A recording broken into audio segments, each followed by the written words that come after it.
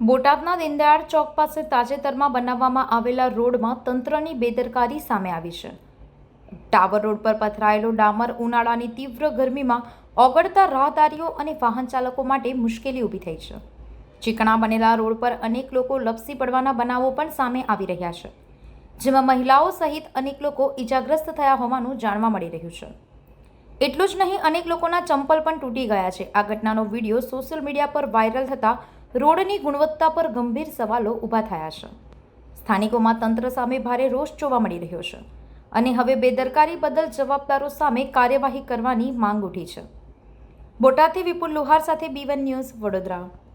સત્રજીતભાઈ Dadal, ward number 9 ના અપક્ષ corporator.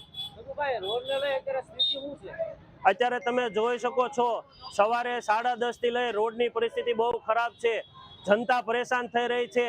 ડામર રોડ ઓગળી ગયો છે, કારણ કે નગરપાલિકાનો અણઘડ વહીવટ અને કોન્ટ્રાક્ટરની મિલીભગતના હિસાબે રાતે ડામર પાથર્યા પછી ઉપર રેફો નાખવામાં નહોતો આવ્યો, તો પબ્લિક અત્યારે પરેશાન થઈ છે। મેં ચીફ ઓફિસર સાહેબને ફોન 1 કલાકથી કર્યો હતો, છતાં પણ કોઈ કાર્યવાહી કરી નથી।